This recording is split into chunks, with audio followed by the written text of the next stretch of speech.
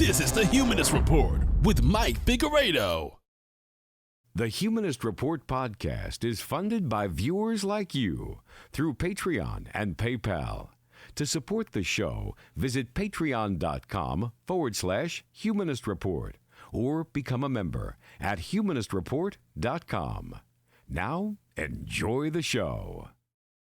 Welcome to the Humanist Report podcast. My name is Mike Figueredo, and this is the 120th edition of the program.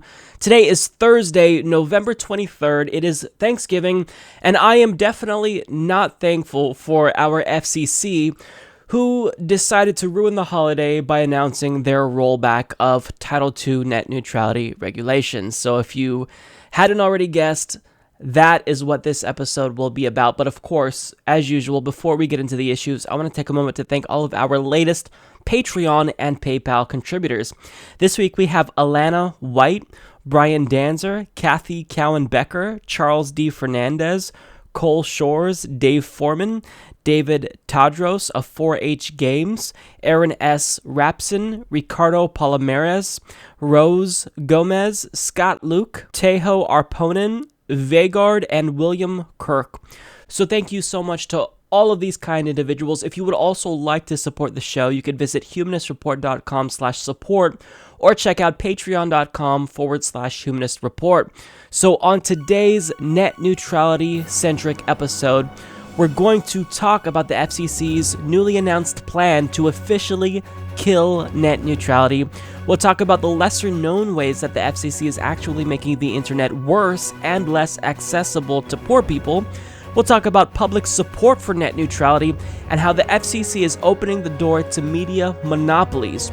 We'll also talk about the corruption that is fueling the Republican Party's push for tax reform and what Bernie Sanders specifically had to say about that. We'll talk about the DNC's continued fundraising months and how really they're not able to raise much money.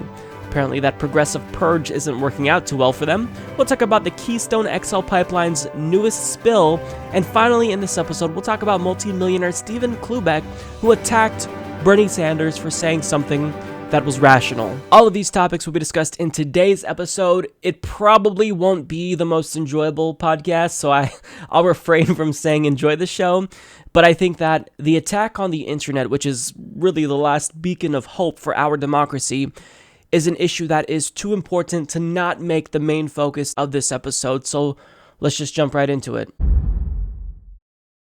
So it seems as though net neutrality will almost certainly be repealed.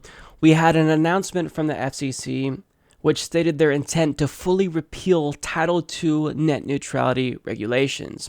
And this will most likely be voted on December 14th, conspicuously during the holiday season when you'll be spending time with your family. And notice how they announced this decision a couple of days before Thanksgiving, when you are most likely not going to be paying attention. So they know that this is unpopular, and they're going to do it anyway, because Ajit Pai, the chair of the FCC, he came from the industry. His former employer is Verizon, and when he leaves the FCC, he'll most likely be getting a huge sign-on bonus when they inevitably rehire him back for doing something that will net them billions of dollars in profit. Now, according to Cecilia Kang of the New York Times, she reports the Federal Communications Commission announced on Tuesday that it planned to dismantle landmark regulations that ensure equal access to the internet, clearing the way for companies to charge more and block access to some websites. The proposal put forward by the FCC Chairman Ajit Pai is a sweeping repeal of rules put in place by the Obama administration. The rules prohibit high-speed internet service providers from blocking or slowing down the delivery of websites or charging extra fees for the best quality of streaming and other internet services for their subscribers. Those limits are central to the concept of net neutrality. Under my proposal, the federal government will stop micromanaging the internet, Mr. Pai said in a statement. Instead, the FCC would simply require internet service providers to be transparent about their practices so that consumers can buy the service plan that's best for them, and entrepreneurs and other small businesses can have the technical information they need to innovate.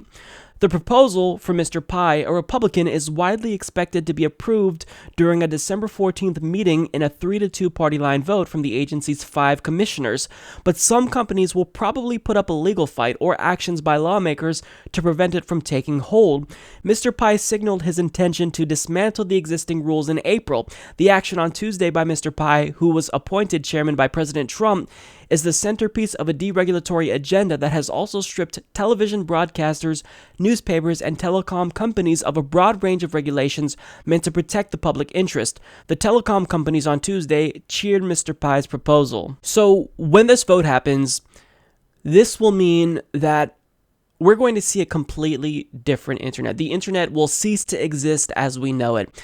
And once you take something away, it will be nearly impossible to ever get it back. So I want to show you what's at stake. So this is an example of an internet package that's currently sold in the United States. Now, as you can see, there are 3 different pricing tiers, but those tiers are based on speed. So the more money you spend, the faster your internet speeds will be. Now, currently, net neutrality mandates that this internet service provider cannot treat services differently or websites differently, meaning if you buy the 40 megabits per second package, then they can't discriminate against certain websites and slow down the speed to 10 megabits per second. All web traffic must be treated the same. That's the principle of net neutrality. Now, this is what TV packages look like in the United States. I took this example from DirecTV. So they currently have multiple tiers of pricing, but unlike with the internet, these packages are based on how many channels you actually get with said package. So the more channels you want, the more money your package will cost in the end. And if there's a really popular channel, like HBO or Showtime, for example, then they might actually exclude that from all the packages and make you pay for that individually. Now, when the FCC votes to repeal net neutrality, what's going to happen is this allows internet service providers to set up internet packages that are akin to TV packages that we see in the United States currently. So instead of just paying for an internet package based on speed, you'll now have to pay for website packages instead of just getting access to all of the internet as you do right now. And in countries like Portugal, that's exactly what internet service providers have done because there are no net neutrality protections there. So if you want to access YouTube and Netflix, then you've got to pay for the media package. If you want to access email or messaging, then you've got to have those individual packages that you pay for separately. And if you want to access the entirety of the internet, then you'll have to pay more, presumably, than you're paying right now because they're going to promote these as cheaper packages, saying, well, the internet is cheap now, but what they're not telling you is that you're not getting access to all of the internet. They're sectioning off portions of the internet. And in Mexico, we see the same exact thing. In countries without net neutrality, it always leads to the same tiered internet structure where you have to purchase certain packages in order to access Snapchat and Instagram, for example, as you see here. So you are buying access to websites like you would buy access to certain television channels. So that's what's at stake. They're changing the face of the internet forever. And they're going to rip you off more than they already do now. And if you call and threaten to cancel, well, unfortunately for a lot of us, we only have access to 1 or 2 internet service providers. So you don't really have the option to cancel and take your money elsewhere because there's monopolies everywhere. So if you don't like what Comcast is doing, tough. It's either Comcast or no internet at all. That's what we're being left with. That's the option. It's this illusion of choice because Ajit Pai claims, oh, the market's going to sort it out. You know, if these internet service providers like Verizon, my former employer, and Comcast, they, practice these shady business tactics, then, they'll just go out of business. Actually, they won't go out of business, Ajit, and that's because they have monopolies. Now, when I tell you about the way that they'll be selling internet to people and ripping people off, that's just the tip of the iceberg. Because since no net neutrality would actually empower internet service providers to discriminate against websites and throttle bandwidth, to websites that they don't like, they could now actually censor content that they don't like. So any website that speaks out against the shady practices of Comcast, for example, they could easily be throttled. So people couldn't access their website. They could demand that website pay a fee to continue operating. So if the Humanist Report speaks out against Comcast, then Comcast could say, well, you better pay us $10,000 or $1 million, whatever the price, they impose, if you want people to gain access to your website, and there'd be nothing that we could do.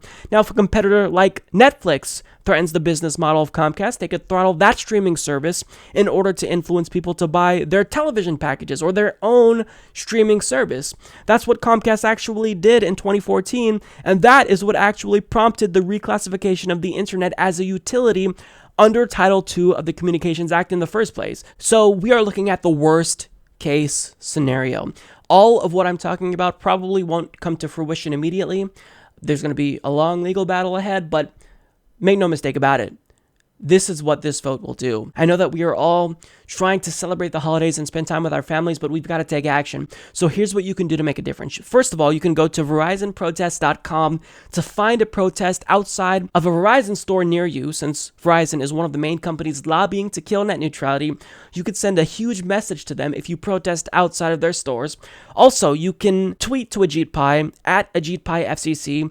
You can call the FCC at 1-888-225-5322 and follow prompts 1420. You can also email Ajit Pai at ajit.pai@fcc.gov, and I would encourage you to do all of these things. Tweet at him. I'm going to be tweeting at Ajit Pai constantly over the course of the week because this is unacceptable. This can't stand. Again, if we lose net neutrality, getting it back will be really, really difficult. Much more difficult than fighting to keep what we already have. So this is a fight for the internet. This is a fight for democracy because the internet is important for democracy. Do you think that Bernie Sanders would have had the success that he did had it not been for the internet and independent media? Of course not. This is really important. So look, please do what you can. This is a grim situation. I hate to be, like Chicken Little and claim that the sky is falling, but the sky is falling, folks. This is serious. Net neutrality is probably going to be repealed, and the internet is in serious danger. Take action. Anytime a government agency proposes sweeping regulatory changes, they are supposed to wait before implementing these changes. So they make an announcement and they allow the public to comment on these proposed changes. Now, that is what the FCC was required to do when they announced that they would be voting to roll back Title II net neutrality regulations. Now, the comment period lasted about 3 to 4 months overall, and there was a total of more than 22 million comments submitted to the FCC. This is record-breaking. Now, one problem with this process is that a lot of us saw that it was compromised because there were a lot of fake, fraudulent comments being submitted using people's identities to say that they support Ajit Pai's corporate agenda, and each of these comments use the same exact industry talking points. And the biggest problem with this is that the chairman of the FCC, Ajit Pai, was turning a blind eye to this when we were calling on him to investigate it, and this is presumably because he wanted all of these fake comments to make it seem as though he's doing the bidding of the American people, when really these comments are fake. And even though they purport to support his pro-corporate agenda, most people, the authentic comments, do not support Ajit Pai's pro-corporate agenda. And now we have evidence that this is in fact the case, because a study that was released in August shows that 98.5% of those comments submitted to the FCC, they all supported net neutrality overwhelmingly. So according to John Brocken of Ars Technica, he explains that a study funded by internet service providers has found something that internet service providers really won't like. The overwhelming majority of people who wrote unique comments to the Federal Communications Commission want the FCC to keep its current net neutrality rules and classification of ISPs as common carriers under Title II of the Communications Act, according to the study released today. The study was conducted by consulting firm Emprata and funded by Broadband for America, whose members include AT&T, CenturyLink, Charter, CTIA, the Wireless Association, Comcast, NCTA, the Internet and Television Association, the Telecommunications Industry Association, and U.S. Telecom.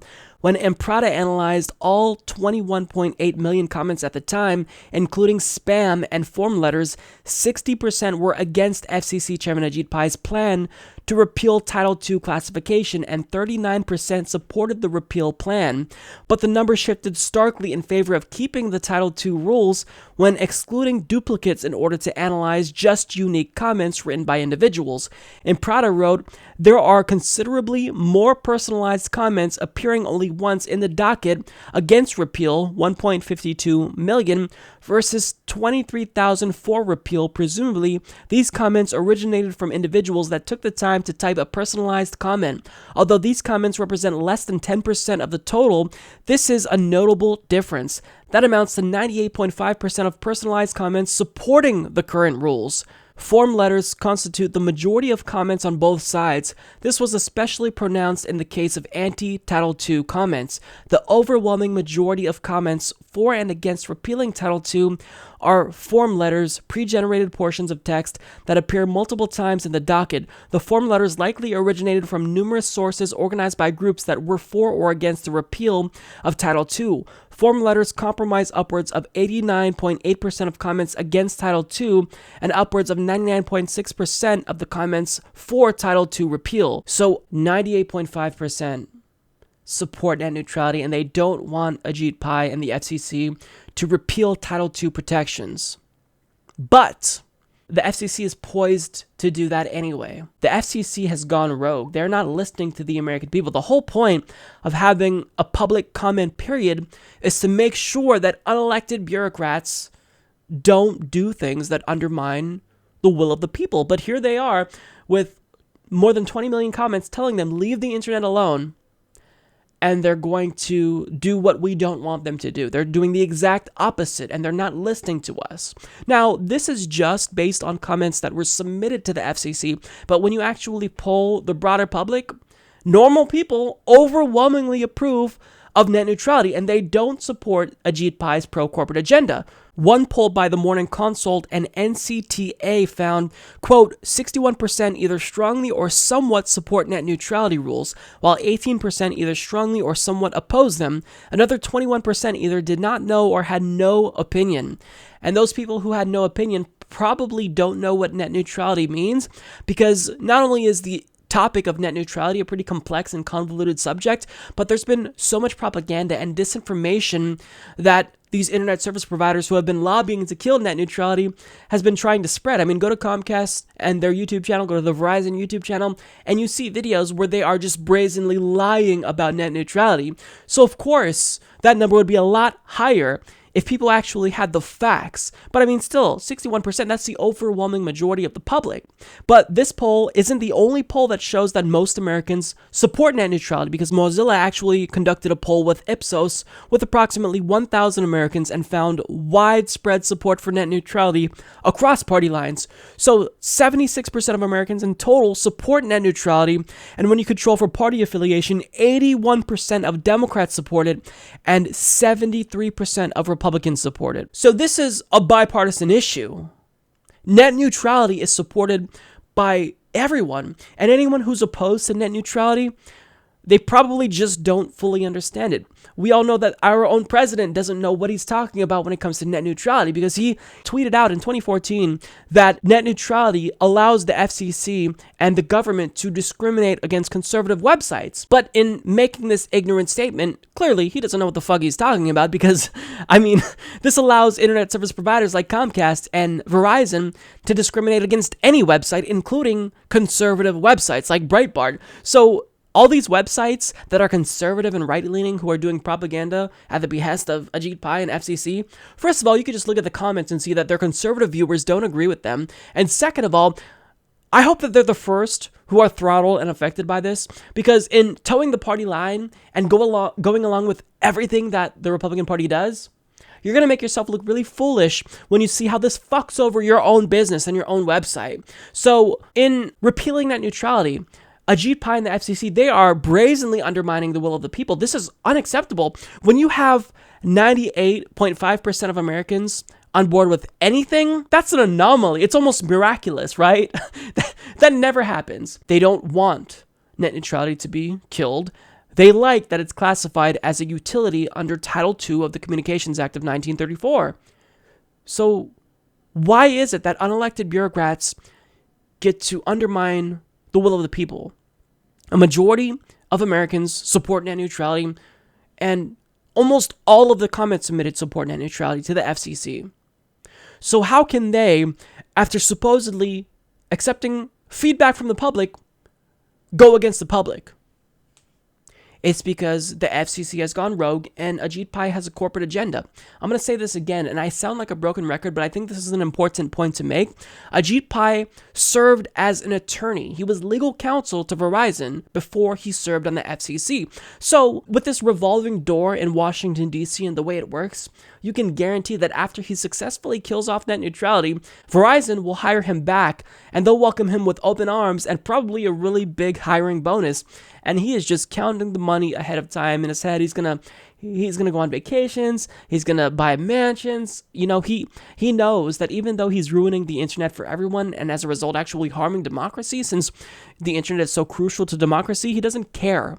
This is about fulfilling the corporate agenda that none of his predecessors were actually able to do. You know, none of them were able to come through. And the last FCC chairman was a Comcast stooge. And when he tried to kill net neutrality, the internet rose up and defeated him. But Ajit Pai is probably going to pull off what nobody else was able to pull off before. And he's doing this without the approval of the American people. The internet is in more danger than it's ever been in. This issue is very serious. So please, do what you can to do your part and spread awareness about net neutrality, because this is an issue that will ruin the internet permanently. This could affect generations. So unless you're living under a rock, then you know by now that the FCC, under the leadership of Chairman Ajit Pai, is going to ruin the internet by repealing Title II net neutrality regulations. But net neutrality itself, that's just the tip of the iceberg, because what Ajit Pai and the FCC are also trying to do is destroy the internet in other ways. So not only are they making the internet less accessible to poor people, but they're also deregulating the industry in a way that will actually make the internet just shittier in general. So according to John Brodkin of Ars Technica, he reports that as carriers like AT&T and Verizon turn off copper networks throughout much of the country, many people fear that the networks won't be replaced with fiber or something of similar quality. That's why the FCC in 2014 created a functional test for carriers that seek permission to abandon copper networks. In short, carriers have to prove that the replacement service is just as good and provides the same capabilities as what's being discontinued. Pai's proposal, titled Accelerating Wireline Broadband Deployment, would eliminate the functional test, claiming that it deterred and delayed carriers from upgrading their networks. But without the functional test, carriers could declare that an area is served with technology that's good enough as long as mobile service is available, consumer advocates say. Carriers wouldn't have to provide fiber, and they wouldn't even have to provide fixed wireless services, which beam signals to antennas on people's houses and provides a more stable connection than mobile service. Especially in rural areas where carriers don't make as much money, they might just decide not to provide either a wireline or fixed wireless connection to replace the copper. That could leave residents scrambling to find a better replacement for copper-based service. DSL internet access over copper lines is unfortunately the best available service in some parts of the country. Pai's proposal could also make it easier for carriers to let copper networks decay without making repairs or upgrades. So in short, if carriers want to replace old copper lines, or if those copper lines decay over time, they no longer have to prove that they're going to replace it with something at least as good as what they are replacing in the first place. So, in other words, what this opens the door to is quicker, cheaper, potentially shittier fixes that ultimately facilitates worse access to the internet overall. But that's not all, because Ajit Pai is not just opening the door to shittier internet, he's also opening the door to more expensive, shittier internet. So Tony Rom of Recode reports, Pai successfully removed restrictions on the likes of AT&T and Verizon, which now have more leeway to raise prices for businesses that rely on dedicated links to their networks. That includes hospitals and schools, for example, which tap this so-called business data services market, a different pipe than, say, your usual home internet, to transmit large quantities of data quickly and reliably. Price regulation, that is, the government setting the rates, terms, and conditions for special access to services, is seductive, Pai said.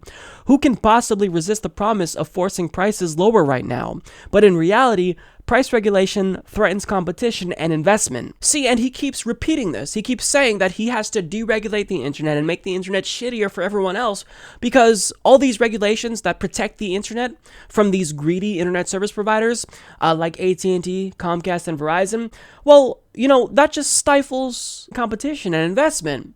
But he hasn't cited a shred of evidence. So he keeps saying this claim and repeating it over and over and over, but he doesn't give us any data. He doesn't give us any statistics that actually prove his point. But that's not all. He's not just allowing internet service providers to raise prices, he's also removing subsidies that help poor people afford the internet. So Wired's Clint Finley explains, when Ajit Pai became chair of the Federal Communications Commission earlier this year, he pledged to make bridging the digital divide a top priority. Thursday, the commission took several steps that could worsen the divide by making it harder for poor and rural Americans to access telecom services.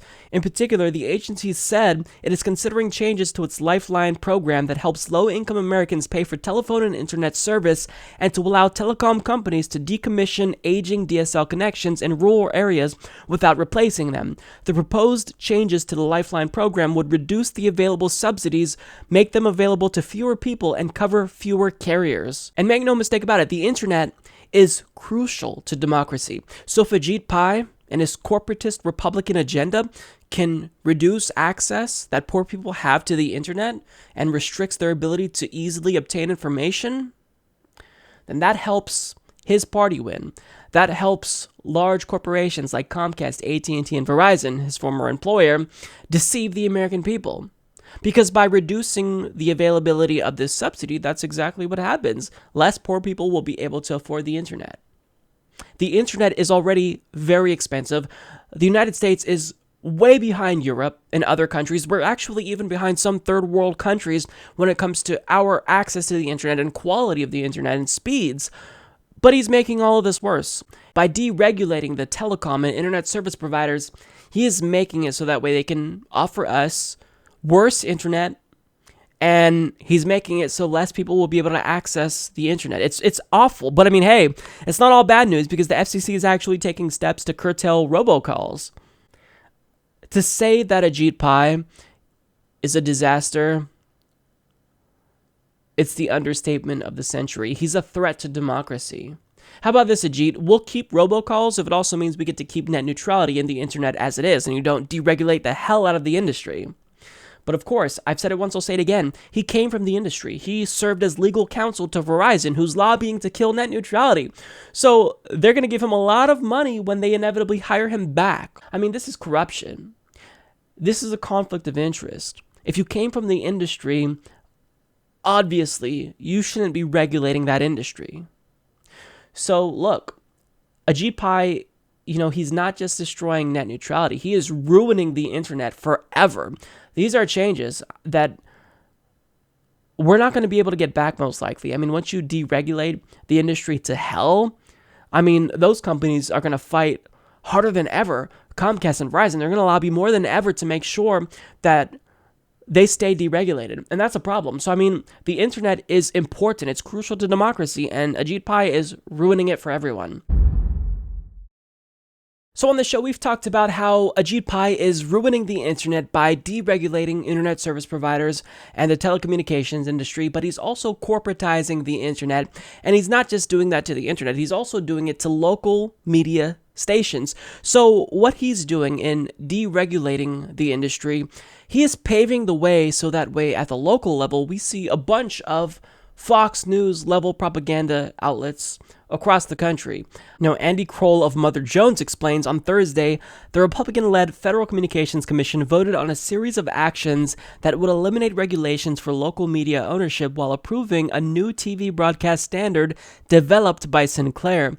Both decisions will likely result in a major windfall for the Maryland-based company, paving the way for Sinclair's proposed $3.9 billion merger with Tribune Media and for the widespread adoption of its next-gen TV service.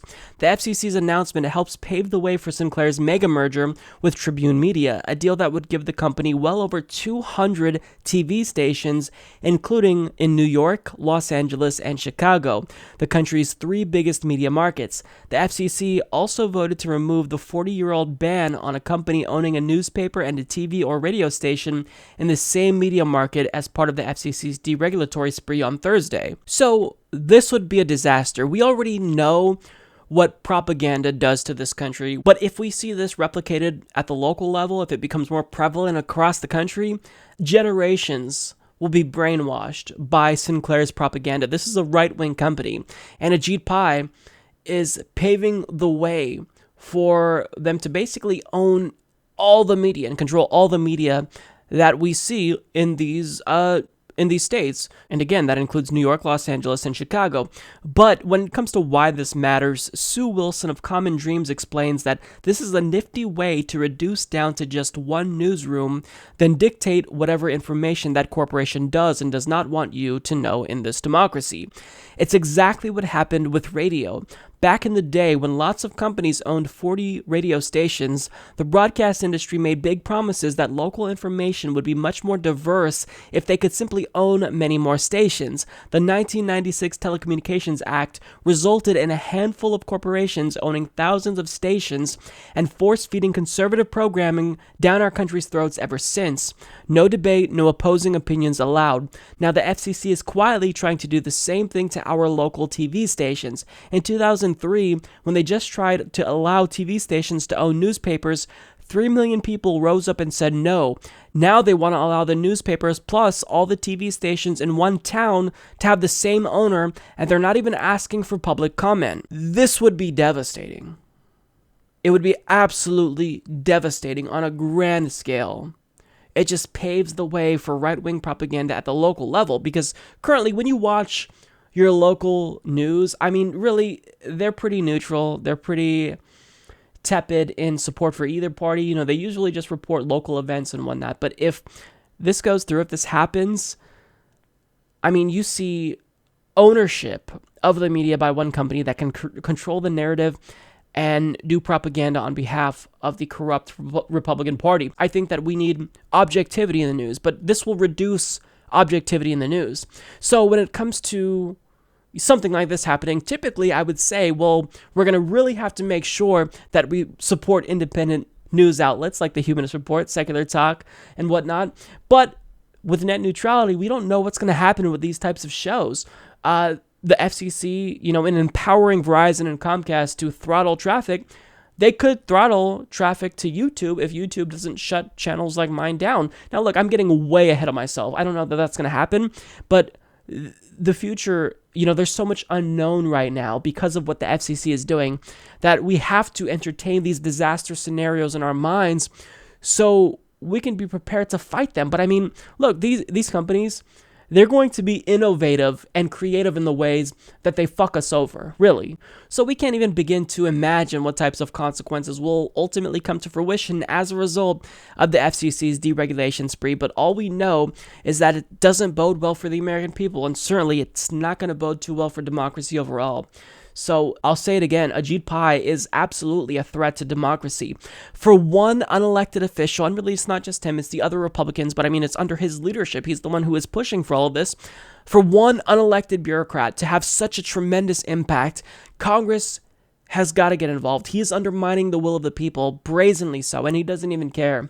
So this is dangerous. We are going down a really dangerous road, and we've got to make sure that we are cognizant of everything he's doing, because this is bad.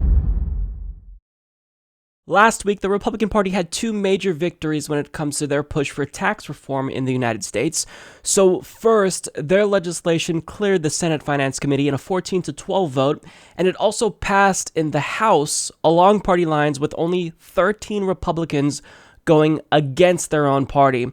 Now, since this was strictly a partisan vote and 0 Democrats went along with the Republicans here, surprisingly, President Trump took to Twitter to denounce Democrats, saying, quote, "Big win today in the House for GOP tax cuts and reform.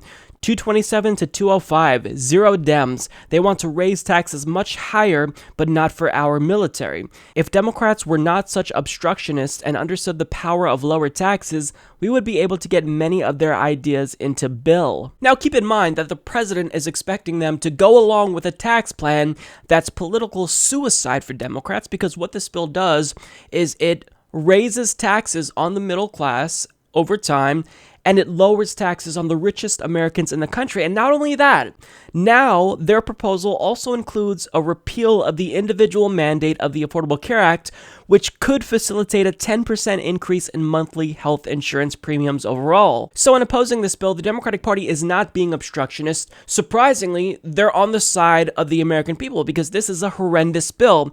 Now, when you ask Donald Trump, he implies they've extended this olive branch to Democrats and said, hey, if you want to get your input into this tax reform proposal, then you need to come and talk with us. But since you guys are just being obstructionists, then we're not going to include any of your ideas in this bill. But when you actually talk with a respectable, truthful politician who doesn't lie every 2 minutes, Bernie Sanders, he doesn't necessarily agree with that narrative. This is what he had to say about Donald Trump's claim that the Democratic Party was being obstructionist in an interview on CNN with Jake Tapper. Well, that's total nonsense. Democrats have been completely shut out of this process, just as they were shut out of the health care legislation process. Here is the fact, and Trump should understand this. What this legislation is about is fulfilling the promises, Republican promises, made to wealthy campaign contributors. There is a reason why the billionaire class provides hundreds of millions of dollars in campaign contributions to Republicans. And now is payback time. What this legislation is about, Jake, is giving 50% of the tax benefits to the top 1%. And at the end of 10 years in the House bill, forcing almost 50% of the middle class to actually pay more in taxes. What this legislation is about, absolutely insanely, is repealing the estate tax, a $269 billion tax break, not for the top 1%, but for the top 0.2%, a handful of the wealthiest families in this country, like the Walton family and the Koch brothers family and other very, very wealthy families. So, Senator, and by the way, Jake, one other point. When they run up a $1.5 trillion deficit, as they will in this legislation, they're going to come back, and that's what Paul Ryan is saying. They're going to come back with massive cuts to Social Security, Medicare, and Medicaid because they say, oh my goodness, the deficit and the national debt are too high. This is a terrible, terrible piece of legislation, and it must be defeated. So first of all, Bernie Sanders claims that the Democratic Party has been completely shut out of the process when it comes to tax reform. This is only the most believable claim ever, because when it came to their healthcare debate, as Bernie Sanders alluded to, they wouldn't even allow anyone to see the bill. They wouldn't even allow their own party to see the bill. So the Republican leadership, they hid this bill, this Obamacare repeal bill, away from most of their own party, wouldn't show it to the American people, wouldn't show it to the Democrats, and they made that same claim that Democrats don't want to work with them to repeal the Affordable Care Act. Well, first of all, even if they wanted to work with Republicans, you're not giving them an opportunity to work with you if you won't even show them the legislation, because when you are crafting bills, part of that process is allowing people to read it and propose feedback and say, look, I don't like this portion. I'd like to remove that. I want to propose an amendment here. I mean, that's part of the legislative process. But Republicans are preventing Democrats from doing that while in the same breath claiming that they are being obstructionists. No, simply not voting with you guys on this obscene piece of legislation, that's not being obstructionist. Again, that's just defending what the American people want. Now, Bernie Sanders made a really important point about the corruption that's fueling the Republican Party's push for tax reform. And I want to read his quote in entirety here. So he says, what this legislation is about is fulfilling the Republican promise made to wealthy campaign contributors. There's a reason why the billionaire class provide hundreds of millions in campaign contributions to Republicans. And now it's payback time. And Bernie Sanders is not just being hyperbolic. This is factual. This is an open secret, really, that a lot of people, they should be talking about a lot more frequently. The media should be talking about this. I mean, it's to the point now where corruption is so open in this country and so brazen in this country that the Republican Party's donors are literally publicly threatening to cut off the party from the piggy bank if they don't deliver in the form of tax breaks. So, for example, the Koch brothers network threatened to deny Republicans access to hundreds of millions of dollars, specifically $300 to $400 million fails if the Republican Party doesn't actually deliver on tax reform, as well as a repeal of the Affordable Care Act, which is seemingly why the party is now all of a sudden trying to squeeze this repeal of the individual mandate into their tax reform legislation. Because, I mean, if the Koch brothers and their network actually sit out the midterm election, that would be devastating to Republicans. Now, it's not just the donors who are admitting this. Republicans themselves have made it clear that they know what's at stake. In fact, when Senator Lindsey Graham of South Carolina was asked what will happen if the GOP fails to deliver on their promise to cut their billionaire donors' taxes, Rebecca Sovronsky of The Hill reports, quote, Graham specifically said that financial contributions will stop for the GOP. And of course, he also talked about how incumbent Republicans might actually be primaried in 2018 if they don't come through and deliver on their promise to give massive tax breaks to their largest donors, which probably means that their donors said, look, if you can't get this done, if you don't pass tax reform and give us tax breaks and give us this huge return on our investment, the investment being the contributions they provided to Republicans for their political campaigns, then they're basically saying, we're going to find someone who will. We will primary you and get someone in office who will actually deliver on these tax cuts that we want and we paid for. So, I mean, this is corruption. This is legalized bribery. Of course, this is no longer a criminalized practice in this country because we have campaign finance laws that allow for this type of open corruption. But, I mean, nonetheless, it's still corruption regardless if it's legal or illegal. Now, Bernie also says here that this bill will run up the deficit and the Republican Party will then propose cuts to Medicare, Medicaid, and Social Security to reduce the deficit. And this is such an important point because the Republican Party, they've done this before where they create problems and then they propose solutions to said problems that disproportionately fucks over the middle class. So in cutting taxes to the tune of trillions of dollars for the richest Americans in this country, you can't do that without finding a way to fund it unless you don't care about bankrupting this country and really running up the deficit. So, of course, this is what they're going to do. They're going to propose cuts to Medicaid, Medicare, and Social Security in order to pay for tax cuts to their billionaire donors. And look, this is no longer just speculation. Mitch McConnell, literally, we covered this last week. He admitted that we can no longer, guarantee that we won't be raising taxes on the middle class. Now, I want to show you another clip from this interview where Bernie Sanders responds to another argument that Republicans often cite to justify tax breaks to the richest 1% of Americans. So Republicans' response to the idea that 50% is going to the top 1% is the top 1% pays a disproportionate amount of taxes. I do want to better understand your objection to this aspect of the bill. Is it the size of the tax cut going to the wealthy that bothers you, or the idea that the wealthy are getting any tax cut at all? Well, first of all, what the Republicans are forgetting about is, the rich pay more in taxes because we have massive income and wealth inequality in America. 52% of all new income in America is going to the top 1%. Duh. Yeah, the rich are going to be paying more in taxes.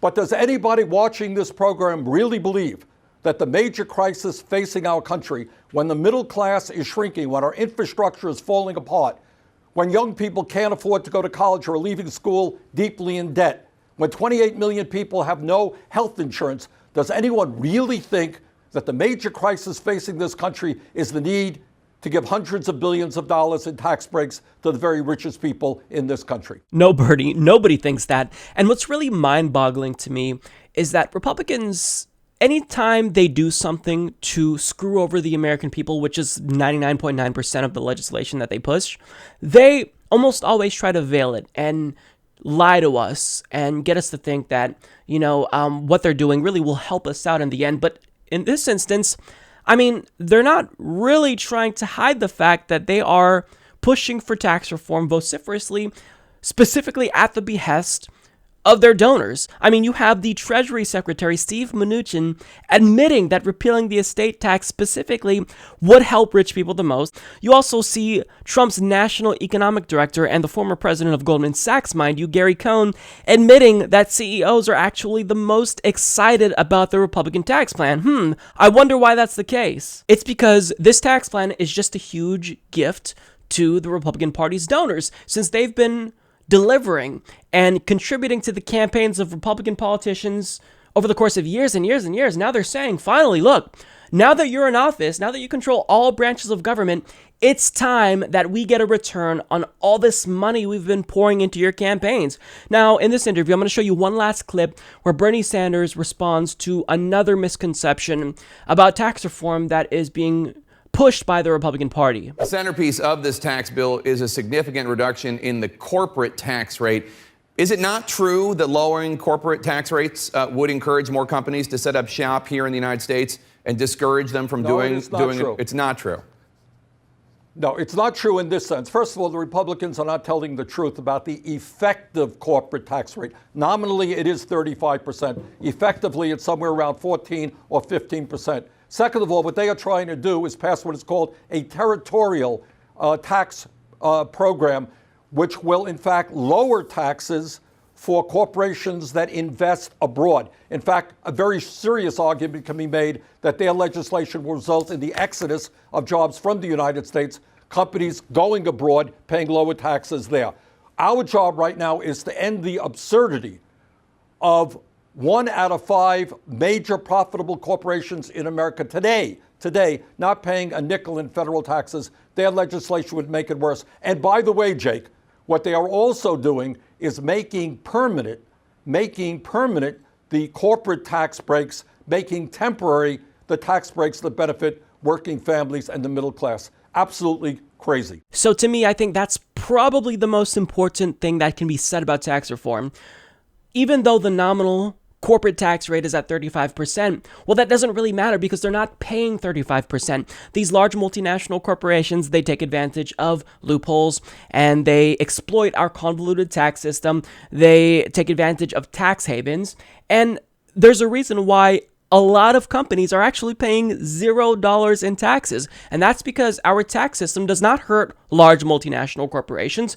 It has been watered down over decades and decades to benefit them. Now, companies that get away with paying $0 effectively includes American Airlines, GM, HP, Ventas, PG&E, Xerox, and News Corp, among others. So, I mean, if our corporate tax was effectively the highest in the world, not nominally, but effectively, then we wouldn't see all of these companies be able to so easily skirt paying any taxes whatsoever. Now, Jake Tapper also asked Bernie Sanders if it was true that cutting the corporate tax would encourage investment, would encourage these companies to invest in the United States. Now, we heard what Bernie Sanders said, but you don't even have to hear what Bernie Sanders has to say in order to determine that this is a bullshit claim, because when you actually ask CEOs themselves whether or not they'll use this extra revenue that they'll be getting from large tax cuts to invest in the United States, they say, not really. Can I ask you all a quick question? If the tax reform bill goes through, do you plan to increase investment, your company's investment, capital investment? Just a show of hands, if the tax reform goes through? Okay. Why aren't the other hands up? Why aren't the other hands up? John, I've got a question for Gary quickly. Seriously, why aren't the other hands up? Can't you guys see that I'm trying to push for tax reform here by lying to the American people and you're not helping me out? I mean, this is exactly what we see, and that was the most embarrassing moment, I think, probably in Gary Cohn's career, because here he is pushing this lie relentlessly, and all these CEOs, they admit, yeah, we're probably just going to pocket that money and, we're not going to invest back into the economy like you keep saying we will. So, I mean, we have to be clear. This is about reforming the tax code, not to make it simpler, not to make it less convoluted, but to allow large multinational corporations, millionaires and billionaires, to get a huge gift, a return on their investment for contributing to the campaigns of Republican politicians for decades. That's what this is about. This is not a bill that is centered around helping the middle class. They claim that doubling the standard deduction will be great for the middle class, and in theory that's true, but the middle class is still going to suffer if you pay for these tax cuts by cutting Medicare, Medicaid, and Social Security. So this is an egregious bill that has to be defeated, but it passed the House, it cleared the Senate Finance Committee, and it may very well pass the Senate. And if that happens, then you can guarantee that President Trump will be signing this into law. But we all need to know and realize what this is about. This is not about tax reform. This is about giving their donors a gift plain and simple. And it's time that the Republican Party's own voters realize what their party is actually doing. It's pretty transparent. To no one's surprise, the Keystone XL pipeline leaked 210,000 gallons of oil. And just days after this happened, public officials in Nebraska voted to approve construction of the same pipeline that just leaked in their state. So they saw the massive oil spill and they said, sign me up for that. Now, this was a decision that was made by Nebraska's Public Service Commission. And if you feel inclined to protest after they voted to approve construction of a pipeline that is leaking, first of all, your heart is in the right place. But unfortunately, what they're trying to do to prevent protests might be more of a scandal than them approving of this pipeline in the first place. So according to Eileen Brown of The Intercept, she reports Nebraska's Public Service Commission approved the Keystone XL pipeline Monday, eliminating a major regulatory hurdle to construction of a project that galvanized people across the United States into opposition. The decision comes days after the existing Keystone pipeline, to which the KXL will connect, spilled an estimated 210,000 gallons of oil onto agricultural land in South Dakota. To many pipeline opponents, motivated by the inevitability of a spill, the contaminated land proves their point. Meanwhile, organizers are preparing to stand in the way of construction. A coalition, including several tribes, native-led organizations, and environmental nonprofits, released a call to action asking people to sign up to commit to creative, peaceful resistance along the pipeline route when construction begins on KXL, likely next spring. The statement asserts that anyone traveling to resist must undergo a training and remain peaceful. Last month, 84 members of Congress, including 4 Democrats from Texas, signed a letter to Attorney General Jeff Sessions asking whether domestic terrorism laws could be used to prosecute individuals shutting down oil pipelines. In response to queries about the letter, the Department of Justice told Reuters earlier this month that it would aggressively prosecute anyone who damages critical energy infrastructure in violation of federal law. In anticipation of the Keystone XL's construction, legislation was passed in South Dakota in March that allows the governor or a local sheriff to prohibit groups numbering more than 20 from gathering on public land or in schools, and also allows the Department of Transportation to limit access to highways by prohibiting stopping or parking in designated areas. Now let me remind you that we supposedly live in a democracy. But if you protest the construction of the Keystone XL pipeline, 84 lawmakers are going to try to prosecute you as a terrorist. These are the same types of tactics that we saw Egypt use during the Arab Spring. They tried to prohibit people from protesting by saying, well, if you gather in groups of 10 people or more, then that's illegal. And that's what they're doing here. They're saying if we see people in groups of 20 or more, then we have the authority to prosecute you as if you were committing terrorism. Now, what act of terror are these people committing? The definition of terrorism is violence as a means of promoting a political cause or violence for political aims. But they're not committing any acts of violence whatsoever. They're peaceful. And this was the same thing with the Dakota Access Pipeline protesters at Standing Rock. They were peaceful, and yet they were shot with tear gas, rubber bullets. They were shot with cold water in freezing cold weather. There were literally armed mercenaries that were hired, and they were using counter-terrorism tactics against these peaceful protesters. They were attacked by guard dogs of armed mercenaries. This is the resistance that we see, not just from private companies, but our own elected officials. If we stand up and we say, we don't support what you're doing, we don't support the construction of these pipelines that will inevitably leak and could potentially damage the environment and kill wildlife. I mean, to say that we're going to do something anyway, that's undemocratic. But to say that we're going to punish people who protest what we're doing when we violate the will of the people, that's just authoritarianism. There's no way to frame it any other way. This is authoritarianism. We are seeing democracy slip from our hands here. I don't see how stories like this aren't national scandals. The United States, not just a democratic country, but the beacon of democracy across the world. This is what we claim, right? We're using authoritarian tactics, counter-terrorist tactics against pipeline protesters. And again, they approved this pipeline, the construction of this pipeline in their state, after it spilled more than 200,000 gallons of oil. We no longer live in a democracy. And this isn't just me being hyperbolic and saying that.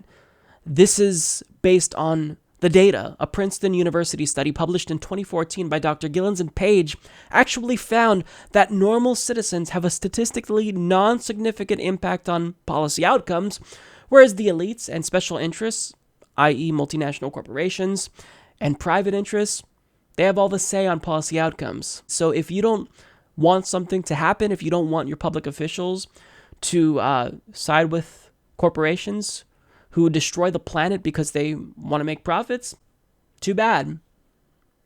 Unless you have enough money to buy politicians yourself, they're not going to listen to you. And this corruption is rampant. It's not just at the national level, but as we see, it's at the local level as well. Because how else could you vote to approve a pipeline after it just spilled unless you're corrupt? This is a national scandal. I don't see how this isn't talked about in the mainstream media all the time.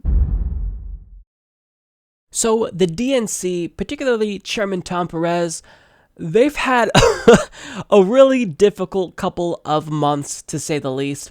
You know, the year started off with him being elected to this new position that he probably didn't want, but was pushed into by the party's elites as DNC chair. They've had terrible fundraising months, and then he got a lot of pushback when he decided to purge progressives from the DNC. And then it was revealed that Hillary Clinton bought the nomination. She took over the DNC in 2015, long before she became her party's nominee. So the DNC, I mean, this is a PR nightmare that is irreparable. You can't fix this image that has been just decimated, because the DNC's corruption, it's systemic. It's so far-reaching that there's no way to really ever earn back that trust that they lost unless they replace everyone. I mean, just cleanse the DNC from top to bottom of all these corrupt individuals that continue to drive the party off the cliff. But in spite of all that bad news, it just got a little bit worse again for the DNC, because they reported that in October, they had their worst October fundraising month since 2003. So Eric Brandner of CNN reports the Democratic National Committee's fundraising woes continued last month when the party posted its lowest total for the month of October in at least 15 years. The DNC raised $3.9 million in October, far short of $9.2 million raised during the month by the Republican National Committee. The RNC has now raised $113.2 million over the 2017 calendar year and has $42.5 million in the bank and no debt. The DNC, meanwhile, has raised $55 million this year. It has $5 million cash on hand and owes $3.2 million in debts. It was the worst October for Democrats dating back to 2003, the year the national parties were required to file monthly finance reports. The low totals reflect the difficulty the DNC has had raising money since former President Barack Obama left office. And it's not just because Barack Obama left office. The reason why the DNC is having trouble raising money is because they have no legitimacy. What little trust they had, they betrayed in 2015 and 2016 when they decided to rig the primaries against Bernie Sanders. So how do you expect to raise money from progressives if nobody trusts you? I mean, there's no way to really cultivate that trust back. Now, the article suggests here that part of the reason why their fundraising is lower than usual is because they formed JFAs, joint fundraising agreements with states, so the money is going more, towards state parties. But I mean, for a national party organization, this is still horrific. It's a PR nightmare, and it doesn't bode well for their prospects in 2018. But thankfully, what we're really seeing is a shift to people donating not to the DNC, but instead to candidates that they like, or to organizations like Justice Democrats and Our Revolution that support candidates that we like.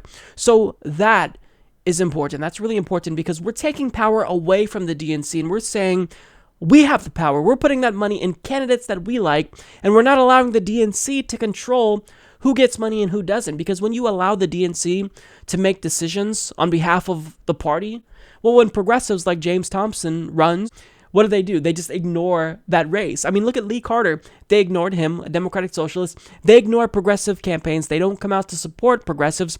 But when it comes to milquetoast neoliberal Democrats, people like John Ossoff, that's who they support. But they don't ever support progressives. And if they do, their support is tepid at best. So here's the thing. The DNC, I really don't see how their fundraising can improve. But I mean, as the DNC chairman, your number one job is fundraising. You've got to raise money for the party. And Tom Perez is not doing that. So the question now becomes, well, when are you going to step down? We already saw inklings of pressure from DNC insiders and Democratic Party members basically saying, look, you're not doing a very good job. You've got to step down. And we want him to step down. We want the party to put pressure on Tom Perez to resign, which they haven't really done yet collectively. But we want that to happen because then his deputy DNC chairman, Keith Ellison, will presumably take over to be the new DNC chair. Now, make no mistake about it. Is Keith Ellison perfect? Absolutely not. There are so many flaws about him, but Keith Ellison is exponentially better than Tom Perez. He is worlds better than Tom Perez, and he actually genuinely is trying to do good. Now, I think that he lacks a spine in a lot of ways, and he doesn't speak out enough. And he stood behind Tom Perez in spite of all the controversies and the progressive purge. But look, he's still better than Tom Perez. And that's important because if we have someone that's even a little bit better, like Keith Ellison, well, in 2020, we have more assurance that the DNC won't do what they did in 2016 and rig the primary against Bernie Sanders.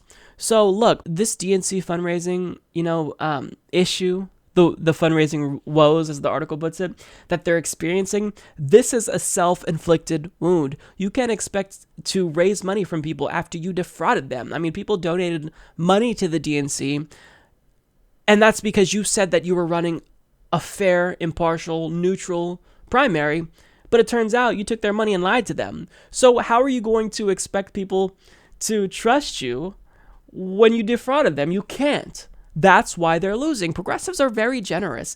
You saw that the average contribution to Bernie Sanders' campaign was $27.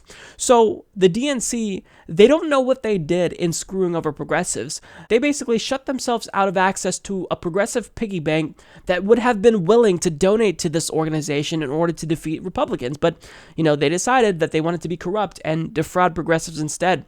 And now look, you reap what you sow. This is what the DNC deserves. They deserve all these fundraising woes because they're a corrupt organization. That corruption is systemic and rampant. So I'm loving all of this. So a few weeks ago on the show, we talked about a petulant multi-million-dollar donor to the Democratic Party named Stephen Cloobeck. Now, he threatened to cut off their funds and actually leave the party if they even thought about moving to the left and embracing left-wing populism. This is what he said specifically on MSNBC. We can't stand the rich. A lot of people want to be rich. So is it the right message that the Democrats are going with? It's so effing wrong. Whoa. I've talked to Schumer. I've talked to Wyden. I've talked to Pelosi. And said what? And I said, if you use the term billion again, I'm done. Why? Because it's aspirational. Then are you worried that the Democratic Party is going too far to the left? So much so, it drives me nuts. So much so, it would make me quit the party. And I've made it very clear, I'll cut your money off. And others will do the same. We've had enough. So when you tell the Democratic leadership this, when you meet with Wyden and Pelosi and Schumer, what do they say to you? Well, so far, they've given me great signals that they're willing to participate and get there. Now, since that interview went viral among the progressive community, he learned the hard way that threat, it doesn't really mean much to progressives. In fact, a lot of us said, if you want to leave the party, bye. Don't let the door hit you on the ass on your way out, because what you're doing is you're keeping the party corrupt. You are keeping the Democratic Party beholden to rich people like you, and to get all that money that you're offering them, they are ignoring what we want. So Stephen Cloobeck learned that nobody really cared about his threat. Real liberals actually want him to leave the party. And in an article for Salon, Connor Lynch actually expressed that same sentiment, saying big donors threaten to bolt from Democrats, and that's a good thing. Mega donor Stephen Cloobeck says he'll quit if Dems don't back away from Sanders-Warren populism. Let him go. Now, in this particular article, Lynch included a quote from an op-ed written by Bernie Sanders for Politico. He writes, around the same time that Cloobeck was professing outrage at the word billionaire as if it were an ethnic slur used against a persecuted minority, America's most prominent critic of the billionaire class was offering very different advice to the Democratic Party. Quote, the party cannot remain an institution largely dominated by the wealthy and inside the Beltway consultants, wrote Senator Bernie Sanders in a column for Politico magazine, in which he argued that the party must open its doors and welcome into its ranks millions of working people and young people who desperately want to be involved in determining the future of our nation. Now, the assessments from both Connor and Bernie here are spot on, and most normal, ordinary Americans who read that would agree. However, one individual read this article and didn't agree. That person, of course, is Stephen Cloobeck. So he tweeted out the article, and he then said this to Bernie Sanders. Senator, are you that stupid to say what you said in this article? We are the party of aspiration. Everyone should be able to make as much as they want, not discourage that, embrace it. If they don't, then we will help them with a living wage. Well, is he not merciful? We don't get tuition-free public colleges and universities. We don't get single-payer healthcare. We don't get nationwide legalized marijuana. But he's at least allowing us a living wage. Well, actually, you don't dictate what policies the Democratic Party is fighting for anymore. We're going to take over that fucking party, and your ass is going to be kicked to the curb, Stephen. Now, first of all, before I get any further, I can't not point out that his comment to Bernie Sanders just received 5 likes. Not even kidding. So, needless to say, not very many people like what Stephen Cloobeck is saying. And to call the most popular politician in the country stupid, I mean, who does this guy think he is? Now, look, he says that we're the party of opportunity and aspiration, and everyone should be able to make as much as we want. And look, in theory, sure, I'm okay with that sentiment. However, that's not what happens in practice.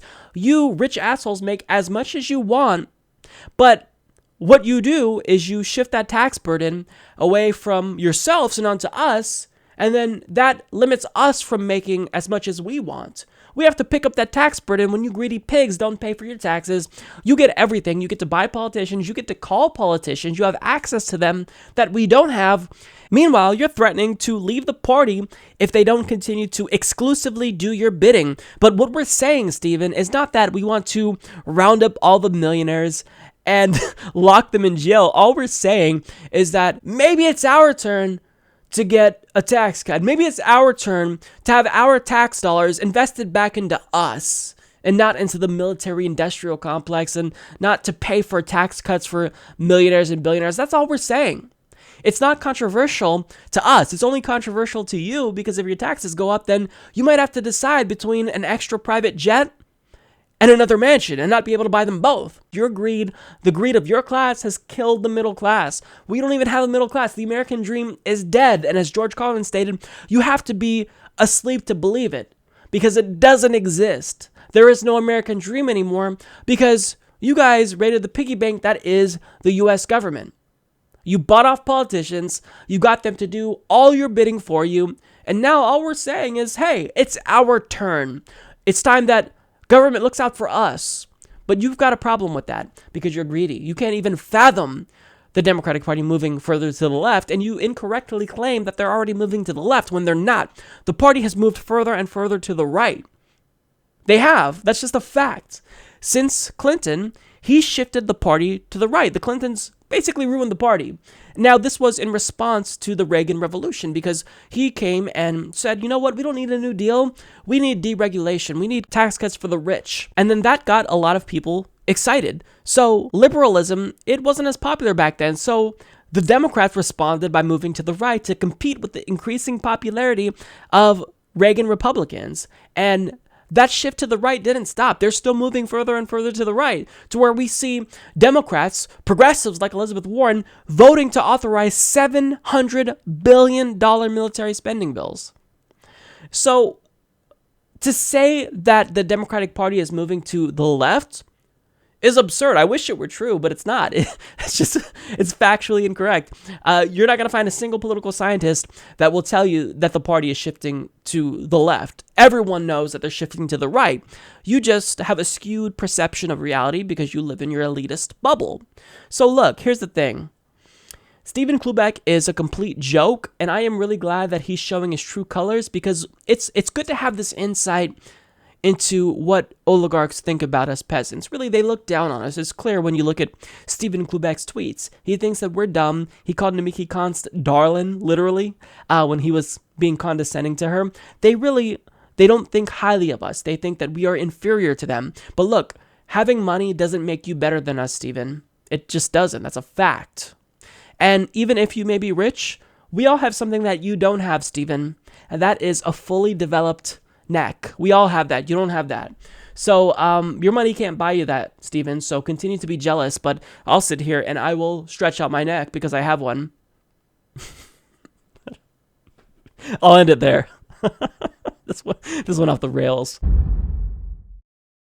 Well, that's all I got for you guys. I want to thank you all so much for tuning in. If you watch the show every single week and you made it this far in the episode, thank you so much.